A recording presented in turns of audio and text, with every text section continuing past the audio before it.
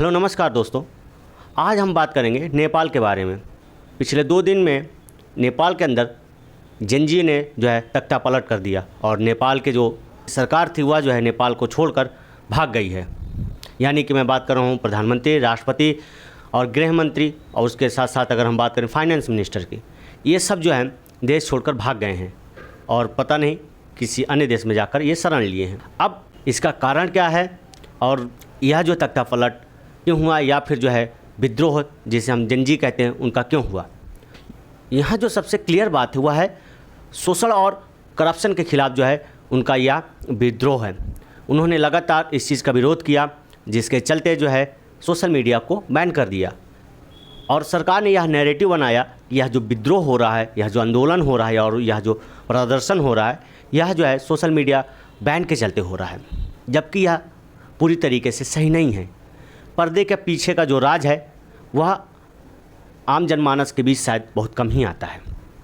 और यह जो उबाल आज आपको देखने को मिल रहा है, यह कोई एक ही दिन की घटना नहीं है। जब भी कोई विद्रोह, प्रदर्शन या आंदोलन होता है तो वह महज सिर्फ एक दिन में तैयार नहीं होता, उसके पीछे जो है एक लंबी कहानी होती है। और जो नेपाल में वर्तमान में हो रहा है वह उसी का परिणाम है। यह जनरेशन जिसे आप जेनजी के नाम से जानते हैं, इन्होंने जो है सरकार के विरोध में, इनके करप्शन के खिलाफ और जो इनके बच्चों की अय्यासियाँ हैं उनके खिलाफ जब यह बोलने लगे, लिखने लगे सोशल मीडिया पर, तो जो है उस सोशल मीडिया को बैन कर दिया गया। क्योंकि भारत के जैसे अनएम्प्लॉयमेंट के हालात हैं, युवा जो है शिक्षित होकर बेरोज़गार इधर उधर टहल रहे हैं, लाठियाँ खा रहे हैं पुलिस के, दर बदर भटक रहे हैं। सेम वही कंडीशन जो है नेपाल में है। नेपाल के युवा जो हैं वहाँ पर लगातार सरकार का विरोध कर रहे हैं। नेपाल सरकार की नीतियों के कारण जो है नेपाल के जो युवा हैं वह बेरोज़गार बैठे हैं पढ़े लिखे होने के बाद। और जो नेपाल के मंत्री हैं, नेता हैं, विधायक हैं, वो चाहे सरकार में हो चाहे विपक्ष में हो, उनके बेटे जो है विदेशों में जाके ऐश कर रहे हैं, विदेशों में जाके पढ़ रहे हैं, जैसे भारत के नेताओं के हैं। और यहाँ का जो युवा है वह पकौड़े तले, पुलिस की लाठियाँ खाएँ, दर बदर की ठोकरें खाएँ। तो जो कंडीशंस है वर्तमान में नेपाल की, वह कुछ इससे मिलती जुलती है। तो उन्होंने जब इनको एक्सपोज करना शुरू कर दिया, नेपाल के नेता, मंत्री, प्रधानमंत्री, राष्ट्रपति के बच्चों को लेकर, तब जो है यहाँ के मंत्रियों ने, नेताओं ने सोशल मीडिया पर बैन लगा दिया कि, और उसका नाम क्या दिया कि हम अमेरिका के जो है जितने भी सोशल मीडिया हैं उन पर हम बैन लगाते हैं। लेकिन यह जो है अमेरिका के नाम पर जो गेम खेला गया था, वहाँ की जनरेशन को रास नहीं आया, क्योंकि सोशल मीडिया ही एकमात्र उनका साधन था जिससे वह अपना विरोध प्रदर्शन कर सकते थे। और सरकार ने जो है जब यह व्यापक रूप लेने लगा, बहुत तेज़ी से वायरल होने लगा, तब जो है सरकार वहाँ की इन पर बैन लगा देती है, जिसके चलते यह आंदोलन सड़कों पर आ जाता है और फिर यह धीरे धीरे उग्र रूप ले लेता है। लगभग इसमें जो है अब तक खबरों की माने तो 19 से ज़्यादा लोगों की मौत हो चुकी है, जिसके चलते इस आंदोलन ने उग्र रूप ले लिया। यह जेनजी जनरेशन ने राष्ट्रपति भवन पर, सुप्रीम कोर्ट पर और जो भी सरकारी कार्यालय हैं उन पर जो है कब्जा कर लिया और उसको जो है आग के हवाले कर दिया।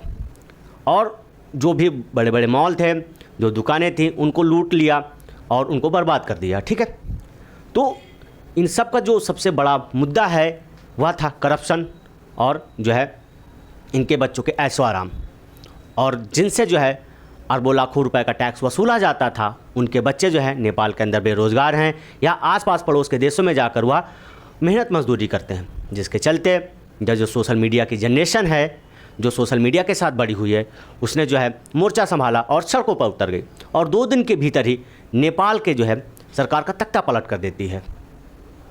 आपने एक वीडियो खूब वायरल होते हुए देखा होगा, जिसमें एक प्रदर्शनकारी जो है नेपाल के फाइनेंस मिनिस्टर को बड़ी ज़ोरदार किक मारता है और उसके बाद जो है सुरक्षाकर्मी का जो है बीच बचाव करते हुए जो है उन्हें सुरक्षित स्थान तक ले जाते हैं और उसके बाद से जो है वो हेलीकॉप्टर के थ्रू कहीं अनजान जगह चले जाते हैं। तो यह जो सारा रूपरेखा बना वह कोई एक दिन का काम नहीं है कि यह जो आंदोलनकारी हैं, प्रदर्शनकारी हैं, यह 2 दिन के भीतर ही जो है इसका इतना बड़ा जो है आंदोलन खड़ा कर दिए। यह शायद बहुत लंबे समय से प्लान करते चले आ रहे थे। और जो खबरों की माने तो इसमें दो प्रमुख लोग हैं जो इस आंदोलन का नेतृत्व किए हैं। उसमें जो है एक एनजीओ के संस्थापक सुदान जी का नाम आता है और दूसरा जो है काठमांडू के मेयर का नाम आता है कि इन्होंने जो है इस आंदोलन की रूपरेखा बनाई है और इन्होंने जो है छात्रों को जो है नेतृत्व किया और उनको बताया कि विद्रोह कैसे करना है, सरकार के खिलाफ प्रदर्शन कैसे करना है। ठीक है, यही दो व्यक्ति ऐसे हैं जिन्होंने इस आंदोलन को जो है लीड किया, नेतृत्व किया। लेकिन अगर हम यह कह दें कि खाली इन्होंने दोनों ने किया तो ये पूरी तरीके से गलत होगा, क्योंकि यह यूथ जो आपको पीछे दिख रहा है इसने इस आंदोलन को इतना व्यापक बना दिया कि उसने महज 2 दिन के भीतर नेपाल की सरकार को उखाड़ कर फेंक दिया। तो आप ये समझिए कि यह जो आंदोलन जो इस वक्त उग्र रूप ले लिया है यह कोई एक दिन में तैयार किया गया आंदोलन नहीं है। ठीक है, और इसके पीछे जो आपको विदेशी ताकतों का हाथ बताया जा रहा है कि अमेरिका का हाथ है, चाइना का हाथ है या किसी सरकार का किसी एक देश के प्रति झुकाव है, तो शायद यह पूरी तरीके से गलत है। क्योंकि जो लड़ाई है उससे जो है लोगों का ध्यान डाइवर्ट करके किसी दूसरे मुद्दे पर उलझा देना सरकार की आदतें हैं। इसलिए उन्होंने जो है इसे अमेरिका के सोशल मीडिया एप्लीकेशंस पर बैन लगाने का नाम दिया, चूँकि यह जो आंदोलन था वह मुख्य रूप से करप्शन और शोषण के विरुद्ध था कि जिनसे लाखों करोड़ रुपए का टैक्स वसूला जाता था, उनके बच्चे जो है दर-बदर की ठोकरें खाते हैं। और इन नेताओं मंत्रियों के जो बेटे हैं विदेशों में जाकर कभी कोई यूएसए में पढ़ता है, कोई इटली में पढ़ता है, कोई फ्रांस में पढ़ता है और वहाँ की जो है फ़ोटो डाल रहे हैं सोशल मीडिया पर। और जब जो है नेपाल के इन युवाओं ने उनका जो है इन्वेस्टिगेशंस किया और उनको एक्सपोज करना शुरू कर दिया तो जो है यह हंगामा खड़ा हो गया और जो आज उग्र रूप ले लिया है। चलिए आगे जानते हैं इसके बारे में। यह जो स्टोरी है आप देख रहे हैं, यह स्टोरी है जो दंगे का कारण बना। हालांकि इसके बिहाइंड द सीन जो है वो अलग ही थी। ठीक है, क्योंकि इन सोशल मीडिया के थ्रू वह लोग जो है सरकार को एक्सपोज करने पे लगे थे, उनके करप्शंस के, उनके शोषण के, उनके बच्चों के ऐशो आराम के। और यहाँ जो आम पब्लिक थी नेपाल की वह रोज़मर्रा के लिए लड़ रही थी, जान जोखिम में डालकर 2 वक्त की रोटी कमा रही थी। लेकिन इनके बच्चे जो हैं विदेशों में जाकर पढ़ाई कर रहे हैं, ऐश कर रहे हैं और वहीं सेटल हो जा रहे हैं। ठीक है, सरकार ने 4 दिसंबर 2025 को जो है 26 सोशल मीडिया प्लेटफॉर्म को ब्लॉक किया, जिसमें शामिल है Facebook, Instagram, WhatsApp, YouTube, x जिसे हम पहले ट्विटर के नाम से जानते थे, और स्नैपचैट, क्योंकि ये प्लेटफॉर्म समय पर सरकार के साथ रजिस्टर्ड नहीं हुए थे। ठीक है, मतलब यहाँ कारण बताया गया था कि यह जो विदेशी सोशल मीडिया साइट्स हैं यह सरकार के साथ जो है रजिस्टर्ड नहीं है, इसलिए हम इनको जो है बैन कर रहे हैं। लेकिन जैसे मैंने आपको पहले बताया कि जो मेन स्टोरी थी वह कुछ अलग थी, क्योंकि लगातार जो छात्र हैं वह नेताओं को एक्सपोज करने पे लगे थे, उनके करप्शंस के खिलाफ, उनके शोषण के खिलाफ वह लोग जो है सोशल साइटों पर लिखने लगे थे, क्योंकि यही एकमात्र उनका जो है साधन बचा है। और जब कहते हैं ना पानी नाक के ऊपर आ जाता है तो इंसान अपनी जान बचाने के लिए या अपने आप को सिक्योर करने के लिए कुछ ना कुछ ज़रूर करता है। और यही हुआ जब जो है पानी उनके नाक के ऊपर से गुजरने लगा और यूँ कहें कि कुकर की जो सीटी होती है जिससे गैस निकलती है उसको ही बंद कर दिया गया, तो अब जो कुकर है वह फटने के रूप में आ गया। मतलब अब खाली एकमात्र ऑप्शन है वह ब्लास्ट हो जाए, जिससे उसके अंदर की भरी हुई गैस बाहर निकल जाए। ठीक उसी प्रकार जो है नेपाल की जो है ये जनजी ने किया, क्योंकि इनको इस तरीके से इतना सप्रेस कर दिया गया था कि इनके पास कोई ऑप्शन नहीं बचा, जिसके कारण ये जो है सड़कों पर उतरे और यह आंदोलन धीरे धीरे उग्र रूप ले लिया, जिसमें जो है लगभग 20 से अधिक, मतलब अभी तक तो 19 का आंकड़ा आ रहा है, लेकिन शायद यह आंकड़ा सही नहीं है, इससे कहीं अधिक लोगों की जो है जान गई है। इसमें जो है कई नेताओं, पूर्व प्रधानमंत्री को जो है उनके घर से निकाल कर उनको पीटा गया और एक पूर्व प्रधानमंत्री की पत्नी को जो है आग के हवाले कर दिया गया और दूसरे जो है फाइनेंस मिनिस्टर को बड़ी ज़ोरदार जो है एक प्रदर्शनकारी ने किक मारी, जिससे वह वहीं पर गिर गए। तो यह जो पूरा सिनेरियो बनते जा रहा था धीरे धीरे, वह इस सोशल मीडिया बैन के पीछे का असली हकीकत था।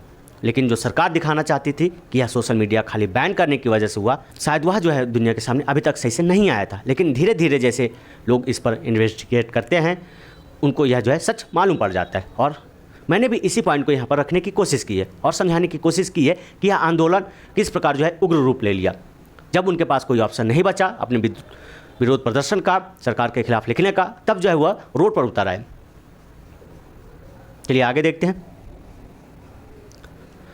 यह जो है संसद का नज़ारा है जो हाल ही में बन रहा था, और उसको जो है यहाँ की जनजी ने आग के हवाले कर दिया, और यहाँ से जो राष्ट्रपति, प्रधानमंत्री, वह सब अपनी जान बचाकर विदेश में जाकर सेटल्ड हो गए। अब मैं सेटल्ड इसलिए कह रहा हूँ कि इन्होंने जो है अपना सारी व्यवस्था ऑलरेडी पहले से कर ली थी, क्योंकि जो है वहाँ के हालात बहुत पहले से ये लोग भांप लिए थे, और इसलिए जो है यहाँ के प्रधानमंत्री वह जो है दुबई शिफ्ट हो गए खबरों के अनुसार। उस पर भी हम आगे चर्चा करेंगे। अब यह देख रहे हुए संसद भवन है जिसको इन्होंने जो है आग के हवाले कर दिया। हालांकि यह इन्हीं के पैसों से बनाया गया है, लेकिन गुस्साई भीड़, उग्र आंदोलन पर उतारू छात्र या देश की जनता यह भूल जाती है कि यह सब जो है उन्हीं के पैसे के द्वारा बनाया गया है, और शायद इनकी जो खामियाजा है उनको जो है उनके आने वाले जनरेशन्स को भरना पड़ेगा, क्योंकि यह जो नुकसान हुआ है यह फिर आपके पैसों के द्वारा ही बनाया जाएगा। आपसे टैक्स वसूला जाएगा और फिर इसका जो है पुनः विनिर्माण किया जाएगा। तो कोशिश यही करिए कि सरकारी संपत्तियों को जो है नुकसान ना पहुंचाइए, लेकिन आंदोलन जब उग्र रूप ले लेता है तो वह भूल जाता है कि नुकसान क्या है, फ़ायदा क्या है। वह तत्काल फ़ायदे के लिए ज़्यादा सोचता है, और फिर जो उसका फ्यूचर इम्पैक्ट है उसके बारे में वह बाद में सोचता है। तो जो नेपाल की कंडीशन है वह वर्तमान के बारे में है। वह वहाँ की सरकार को उखाड़ कर फेंक देना चाहती है, और वह यह करने पर जो है सफल भी हो गई। नेपाल के प्रधानमंत्री ने जो है अपने पद से रिजाइन दे दिया है, और जो है वर्तमान में वह दुबई सेटल्ड हुए। यह जो आप आग की लपटों के साथ धुआं यहाँ पीछे देख रहे हैं, यह बताता है कि यह आंदोलन महज एक आंदोलन नहीं है, इसने जो है उग्र रूप ले लिया है। इसमें क्या होता है क्या नहीं होता है उनसे कोई लेना देना नहीं है, किसकी जान जाती है, किसको नुकसान होता है, लेकिन यह आंदोलन जो है रुकना नहीं चाहिए तब तक जब तक यहाँ से वो जो है ओली की सरकार को उखाड़ ना फेंके। और ये आप जो पीछे लगातार तस्वीरें देख रहे हैं, यह उन्हीं सरकारी बिल्डिंगों की है जिन पर यह कंट्रोल करना चाहते हैं, और कंट्रोल के साथ जो है इन्होंने इसको पूरी तरीके से बर्बाद भी कर दिया है। क्योंकि जब हज़ारों लाखों की भीड़ किसी एक जगह पर जाएगी तो जाहिर सी बात है वह उस जगह को तहस नहस कर देगी, और यही हुआ है। जो इनके पैसों के द्वारा बनाया गया है उसी को जो है ये तहस नहस करने पर लगे हुए हैं यहाँ पर। फिर अगर आप यहाँ पर यह पीछे जो पिक्चर देख रहे हैं, यह भी काफ़ी सोशल मीडिया पर वायरल हुआ है। इसमें जो टसन और ऑरा दिख रहा है आपको, यह बताता है कि हाँ, जो गुस्सा इस छात्र के अंदर जिसको गोली मारी गई है, और उसने जो है अपने वक्तव्यों में यह कहा कि मैं किसी भी भाषा में बात कर सकता हूँ, आई नो इंग्लिश, और मुझे नेपाली आती है, और मैं जो है उसकी अपनी भाषा में उन्होंने कहा कि मैं छाती पर गोली खाया हूँ। छाती में गोली खाएको छु, छातीमा। सबैलाई जय Nepal.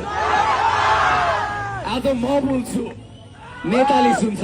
I can talk in English, I can talk in Nepali, whatever the Everyone listen. छातीमा गोली खाएको छु, छातीमा। यहाँ पनि गोली खाएको छु, मेरो चस्मा फुट्यो। I get this. मैले प्रपर डकुमेन्टेसन बनाएको छु। यो मेरो रगत हो, नेपालीको रगत हो। नेताहरूले बगाएका छन्, right? We are going to stand together, every single one of them. Are you with me? यो जेनजीको बोली हो। जेनजीहरू को छन् हात उठाउँ त। Yeah, once more, Gen Zs. और फिर जो है पब्लिक जो अपना भरोसा, जो ट्रस्ट इनके प्रति दिखाती है वह अलग ही है, और यह जो है उस आंदोलन को वहाँ से लीड करना शुरू कर देते हैं।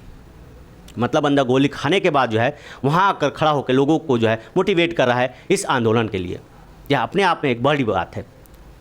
जैसे अगर मैं यहाँ पर बात करें तो छाती पर गोली खाई है नेपाली युवक का वीडियो वायरल जो है हुआ है, ठीक है।